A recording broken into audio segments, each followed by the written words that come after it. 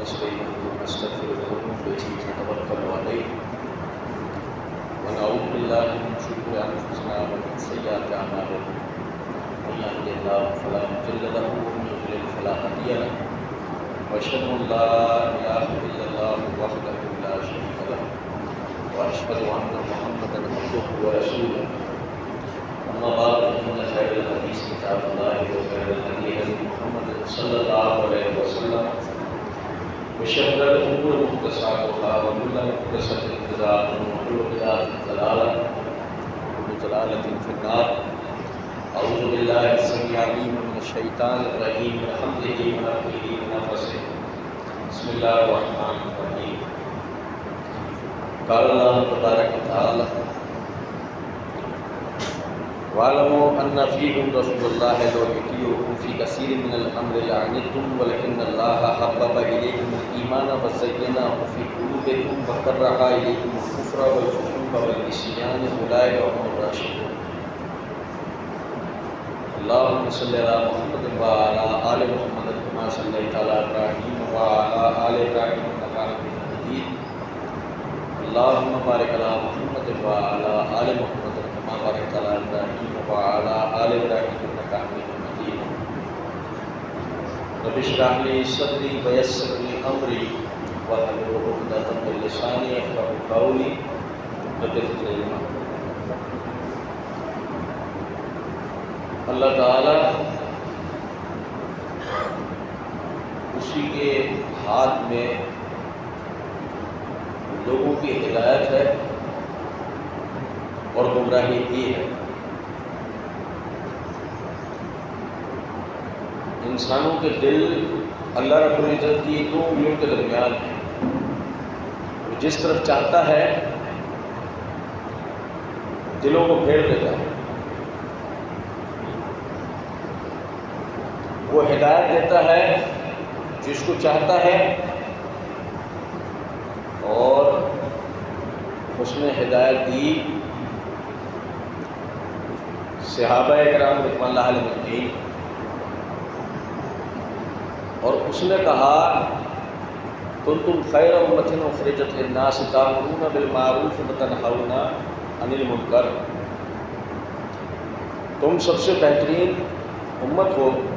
ہم نے لوگوں کے درمیان سے تمہیں نکالا ہے, تمہیں چنا ہے اس لیے کہ تم برائیوں سے روکتے ہو, تم نیکیوں کا حکم دیتے ہو اور تم اللہ پہ ایمان لاتے ہو.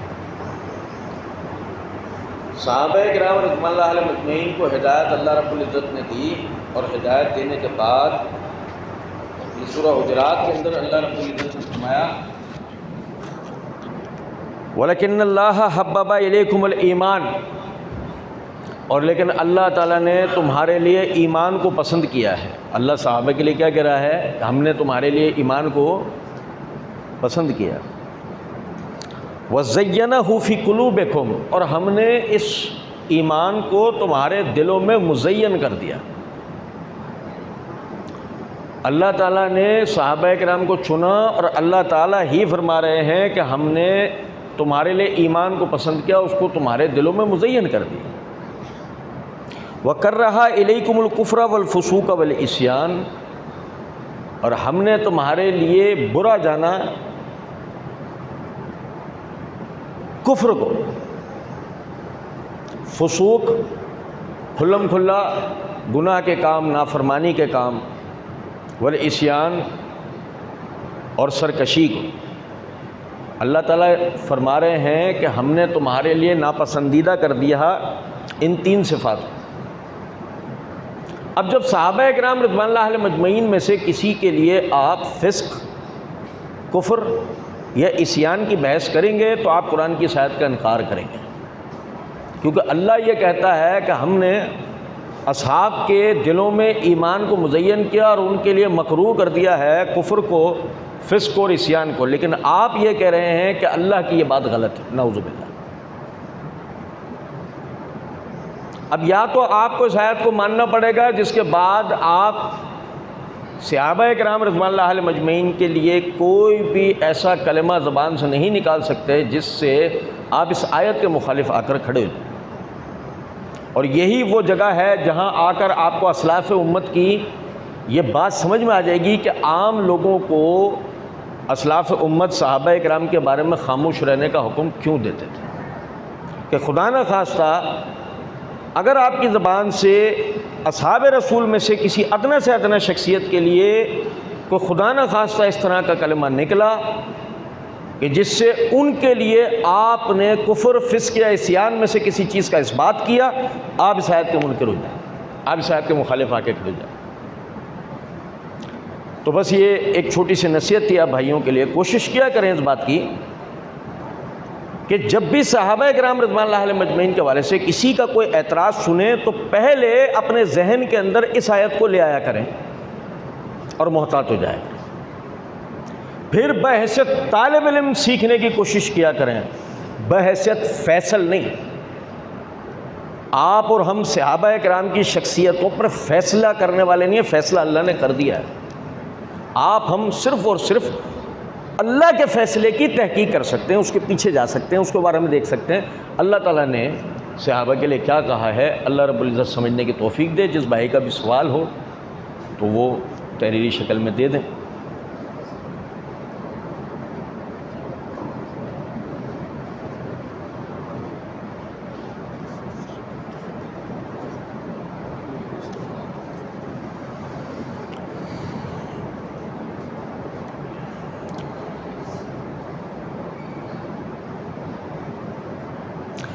بھائی نے سوال کیا ہے کہ سیدنا عمار بن یاسر رضی اللہ تعالیٰ عنہ والی حدیث سمجھاتے ہیں۔ مرزا جہلمی سیدنا امیر معاویہ رضی اللہ تعالیٰ عنہ کو عمار بن یاسر رضی اللہ تعالیٰ عنہ کا قاتل، مرزا جہلمی سیدنا امیر معاویہ اور ان کے گروہ کو عمار بن یاسر رضی اللہ تعالیٰ عنہ کا قاتل بناتا ہے۔ اچھا دیکھیں بھائی جان، پہلی تو جس بھائی کا بھی سوال ہے وہ ایک چیز کی اپنی اصلاح کرے، امیر معاویہ نہیں کہنا چاہیے۔ شاہ صاحب بدی الدین شاہ صاحب رحمۃ اللہ علیہ فرمایا کرتے تھے کہ اگر آپ کو خلفائے راشدین میں کسی کے لیے امیر کا لفظ استعمال کرنا ہے تو آپ امیر ابو بکر کہیں، امیر عمر کہیں، امیر عثمان کہیں، امیر علی کہیں، پھر امیر معاویہ بھی کہیں، کوئی مسئلہ نہیں۔ لیکن اگر آپ علی کے ساتھ حضرت علی لگائیں اور معاویہ کے ساتھ امیر معاویہ لگائیں تو یہ ناسبیت کی سمجھ لیں آپ کو بو آ کے لگ گئی ہے۔ لیکن اگر آپ علی کو بھی امیر المومنین کہیں اور پھر معاویہ کو بھی امیر المومنین کہیں تو کوئی حرج نہیں، پھر کوئی مسئلہ نہیں۔ صرف معاویہ رضی اللہ تعالیٰ عنہ کے ساتھ لفظ امیر استعمال نہیں کرنا چاہیے، اس سے بچنا چاہیے۔ دوسری بات یہ ہے کہ عمار بن یاسر رضی اللہ تعالیٰ عنہ والی جو روایت ہے اس کے اندر نبی اکرم صلی اللہ علیہ وسلم نے فرمایا عمار تجھے باغی جماعت شہید کرے گی، تو ان لوگوں کو جنت کی طرف بلا رہا ہوگا اور وہ جہنم کی طرف دعوت دے رہے ہوں۔ یہ حدیث دو چیزیں واضح کرتی ہے۔ پہلی یہ ہے کہ عمار رضی اللہ تعالیٰ عنہ کی شہادت جو ہے وہ باغیوں کے ہاتھوں ہونی ہے۔ حدیث کے اندر یہ الفاظ نہیں ہیں کہ باغی بنیں گے، حدیث میں الفاظ یہ ہیں کہ باغی قتل کریں گے، جس کا مطلب باغی پہلے سے ہوں گے، جس کا مطلب باغی پہلے سے ہوں گے۔ یہ نہیں کہ وہ عمار کو شہید کر دیں گے تو پھر باغی ہوں گے، وہ باغی پہلے سے ہوں گے۔ یہاں تک بات سمجھ گئے؟ ٹھیک ہے۔ دوسری بات اس حدیث میں یہ ہے کہ عمار تو بلا رہا ہوگا جنت کی طرف، اور اس حدیث کے ایک طریق کے اندر یہ الفاظ ہیں کہ تو نے بلا رہا ہوگا اللہ کی طرف، اور وہ بلا رہے ہوں گے جہنم کی طرف، جس کا مطلب یہ ہوا کہ اس وقت میں دو دعوے رکھنے والے لوگ ہوں گے۔ ایک دعویٰ عمار بن یاسر رضی اللہ تعالیٰ عنہ کا ہوگا اور ایک ان کے مد مقابل گروہ کا ہوگا جو انہیں قتل کرے گا۔ یہاں تک بھی بات سمجھ گئے؟ ٹھیک ہے۔ اب حدیث کے پہلے حصے کو سمجھیں کہ جو باغی گروہ ہے وہ پہلے سے موجود ہوگا تو وہ پہلے سے تھا۔ آپ سب اچھی طرح جانتے ہیں کہ عثمان رضی اللہ تعالیٰ عنہ کو شہید متقین نے نہیں کیا ہے، باغیوں نے کیا ہے، ایسے ہی بھائی۔ تو جن لوگوں نے عثمان رضی اللہ تعالیٰ عنہ کو شہید کیا، وہ شہید کرنے کے بعد کہیں غائب نہیں ہو گئے تھے، وہ مدینہ میں ہی موجود تھے، اور جب وہ مدینہ کے اندر موجود تھے تو مدینہ میں ہوتے ہوئے انہوں نے اپنے لیے حالات سازگار کرے، اور انہوں نے وہاں پر ایک زبردستی کی بیعت کا معاملہ کھڑا کیا۔ اب وہ اگر صحابہ میں سے کوئی آگے نہیں آتا تو اپنے میں سے بھی کسی کو چن سکتے تھے، یہ بات کو سمجھ رہے ہیں یا نہیں؟ تو آخرکار علی رضی اللہ تعالیٰ عنہ رضامند ہوئے اور ان کا بیعت کا معاملہ بنا۔ تو جو بیعت کرنے والے اولین لوگ ہیں وہ کون لوگ ہیں؟ وہ یہی قاتلین ہیں، اور یہ وہیں پر موجود ہیں۔ اب آپ سمجھے ذرا اس بات کو۔ غور طلب نکتہ ہے کہ نبی اکرم صلی اللہ علیہ وسلم کی حدیث صحیح بخاری ہی کے اندر آپ صلی اللہ علیہ وسلم نے فرمایا قیامت قائم نہیں ہوگی جب تک کہ مسلمانوں کے دو عظیم گروہ آپس میں برسر پیکار ہوں اور دونوں کا دعویٰ ایک ہوگا، دونوں کا دعویٰ ایک ہوگا۔ تمام محدثین کا اتفاق ہے کہ یہ جو مسلمانوں کے دو گروہ لڑے جن کا دعویٰ ایک ہوگا، اس سے مراد سیدنا علی بن ابی طالب رضی اللہ تعالیٰ عنہ اور سیدنا معاویہ رضی اللہ تعالیٰ عنہ کا گروہ ہیں۔ وہ کہتے ہیں دعواہما واحدۃ، ان کا مطلب کیا ہے؟ ان کا دعویٰ ایک ہوگا، اس کا مطلب کیا ہے؟ وہ کہتے ہیں دونوں ہی فریق اسلام پر عمل کرنے کے دعوے دار تھے۔ ایک کہتا تھا کہ جب دو مسلمان، سورہ حجرات کی آیت ہے کہ جب مسلمانوں کے دو گروہ آپس میں لڑ پڑیں تو ان کے درمیان صلح کراؤ۔ ایک فریق یعنی علی رضی اللہ تعالیٰ نے اصلاح کی کوشش کر رہے تھے، اور دوسرا فریق کتب علیکم القصاص کے تحت قصاص کا مطالبہ کر رہا تھا۔ تو دونوں کا ہی دعویٰ ایک تھا۔ اور حدیث عمار کے اندر یہ الفاظ ہیں کہ عمار جنت کی طرف بلا رہا ہوگا اور وہ گروہ، اس کا مطلب یہ دو دعوے۔ اب آپ کسی بھی صورت میں یہ نہیں کہہ سکتے کہ جی عمار رضی اللہ تعالیٰ عنہ کو شہید کرنے والے معاویہ رضی اللہ تعالیٰ عنہ کے ساتھی تھے، کیونکہ اس کی وجہ یہ ہے کہ دونوں حدیثوں کے درمیان پھر تطبیق ناممکن ہو جاتی ہے۔ آپ کو اس سے پہلے وہ حدیث سمجھنی اور سمجھانی پڑے گی۔ میری بات سمجھ رہے ہیں؟ پھر تیسری بات سمجھیں کہ جو حدیث عمار ہے اس کو روایت کرنے والے کون کون لوگ ہیں۔ اس کو روایت کرنے والے ابو سعید خدری ہیں، اس کو روایت کرنے والے عمرو بن عاص ہیں، اس کو روایت کرنے والے علی بن ابی طالب ہیں، اور مزے کی بات یہ ہے کہ اس کو روایت کرنے والے معاویہ بن ابی سفیان بھی ہیں۔ آپ طبقات الکبریٰ امام ابن سعد کی اٹھا کے دیکھیں، عمار رضی اللہ تعالیٰ عنہ کے حالات میں وہ روایت لے کر آئیں کہ ایک دفعہ عمار یعنی کہ بیمار ہو گئے، تو معاویہ رضی اللہ تعالیٰ عنہ ان کے عیادت کے لیے گئے، ساتھ میں ایک اور شخص بھی تھا۔ تو جتنی یعنی کہ عجلت کے ساتھ معاویہ رضی اللہ تعالیٰ عنہ ان کے گھر گئے، ان کے عیادت کرنے کے لیے گئے، وہ بڑا حیران تھا۔ تو جب آپ عیادت کر کے باہر آئے تو اس نے پوچھا کہ حضرت آپ جو ہے وہ میں نے آپ کو کسی بھی کام کے لیے اتنا عجلت میں نہیں دیکھا کہ جتنا آپ نے اس کام کو انتہائی ذمہ داری کے ساتھ کیا ہے، کیا ہے اس کی وجہ؟ انہوں نے جواب کے اندر کہا کہ عمار کے لیے نبی صلی اللہ علیہ وسلم کی حدیث ہے کہ عمار کو باغی جماعت شہید کرے گی۔ آپ سمجھے ہیں بات کو یا نہیں؟ اب غور طلب نکتہ ہے کہ جب عمار رضی اللہ تعالیٰ عنہ شہید ہوئے تو اس شہادت کے وقت میں کیا کوئی صحیح سند سے ایسی روایت کسی بھائی کے علم میں ہے کہ کسی نے یہ کہا ہو کہ عمار جو ہے اس کو معاویہ نے شہید کیا، اور دیکھو جی یہ عمار کے لیے تو حدیث موجود ہے کہ اس کو باغی جماعت شہید کرے گی؟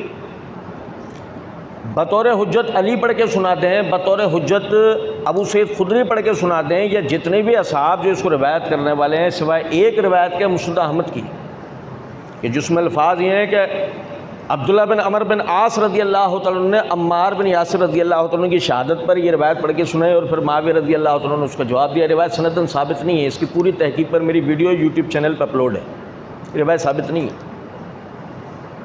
اور یہ روایت دیگر صحیح احادیث کے بھی خلاف ہے جو میں آپ کے سامنے ذکر کر رہا ہوں۔ اب غور طلب نکتہ ہے کہ چلیں یہاں تک بھی بات ایک طرف ہو گئی، چوتھی بات کی طرف آتے ہیں۔ اللہ تعالیٰ نے قرآن مجید میں سورہ حجرات کے اندر فرمایا فَقَاتِلُوا الَّتِي تَبْغِي حَتَّى تَفِيَ إِلَىٰ أَمْرِ اللَّهِ، باغیوں سے قتال کرو یہاں تک کہ وہ اللہ کے حکم کی طرف آئیں۔ کیا اصول ہے؟ باغیوں سے قتال کرو یہاں تک کہ وہ اللہ کے حکم یعنی اسلام کی طرف رجوع کر لیں۔ باغیوں سے صلح نہیں ہوتی، باغیوں سے صلح کا حکم نہیں ہے۔ ہم میں سے تمام وہ بھائی کہ جو تاریخ کے طالب علم ہیں وہ اچھی طرح جانتے ہیں کہ سیدنا علی بن ابی طالب رضی اللہ تعالیٰ عنہ نے معاہدہ تحکیم کر کے معاویہ رضی اللہ تعالیٰ عنہ سے صلح کی تھی۔ تو سمجھیں ذرا اس بات کو کہ ہم سے زیادہ بڑے عالم، ہم سے زیادہ قرآن کے قاری، ہم سے زیادہ مسائل کے جاننے والے، ہم سے زیادہ فقیہ، ہم تو فقیہ ہیں، ہم اصل میں فقیہ علی تھے۔ باغیوں کے احکامات کیا ہیں وہ علی زیادہ جانتے تھے۔ یہی وجہ ہے خوارج کو لے کے کوئی کمپرومائز کیا انہوں نے؟ پڑھو صحیح مسلم، جو جہاں پر کتاب الزکوٰۃ میں خوارج کے جو مسائل جہاں پر ذکر کیے امام نووی نے اس پہ باب قائم کیا، آپ وہ پڑھو، وہاں پہ روایتیں تو پڑھیں۔ یہاں تک کہ یہ تک الفاظ آپ کو ملیں گے تم ان کو چھوڑ کر معاویہ اور اہل شام کا رخ کرتے ہو، حالانکہ یہ تمہارے پیچھے تمہارے اموال، تمہاری جانیں اپنے لیے حلال سمجھتے ہیں۔ تو اگر علی معاویہ کو باغی جماعت سمجھتے، یعنی معاویہ اور اہل شام کو، تو قرآن کی آیت پر عمل کرتے ہوئے پہلے خوارج کو چھوڑ کے کن کا رخ کرتے؟ اصحاب اہل شام کا نا۔ مگر انہوں نے ایسا نہیں کیا، بلکہ انہوں نے ان سے تو صلح کر لی، اور بعد میں چلو کوئی کہہ دے کہ بھئی نعوذ باللہ من ذالک، علی کی اجتہادی غلطی تھی، نعوذ باللہ، ہیں دنیا میں بڑے بڑے فقیہ بیٹھے ہیں، کوئی کہہ دے تو یہ ایسا حکم ہے کہ بعد میں علی نہیں حسن نے بھی اس پہ عمل کیا رضی اللہ تعالیٰ عنہ، انہوں نے بھی معاویہ رضی اللہ عنہ سے صلح کی۔ تو بھئی باغیوں سے تو صلح کا کوئی اصول ہی نہیں ہے نا، باغیوں سے تو قتال کا حکم ہے۔ سمجھیں بات کو؟ یہ نہیں تو یاد رکھیں اس بات کو، عمار رضی اللہ تعالیٰ عنہ کو انہی باغیوں نے شہید کیا جنہوں نے عثمان رضی اللہ تعالیٰ عنہ کو شہید کیا تھا، اس کا معاویہ رضی اللہ تعالیٰ عنہ یا اصحاب اہل شام سے کسی قسم کا کوئی تعلق نہیں ہے۔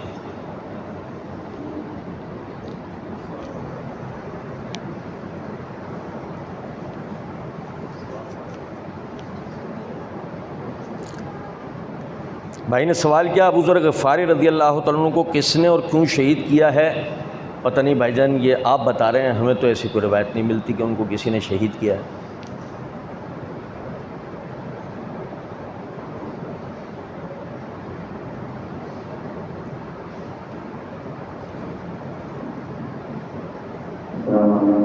یہ دے دیں۔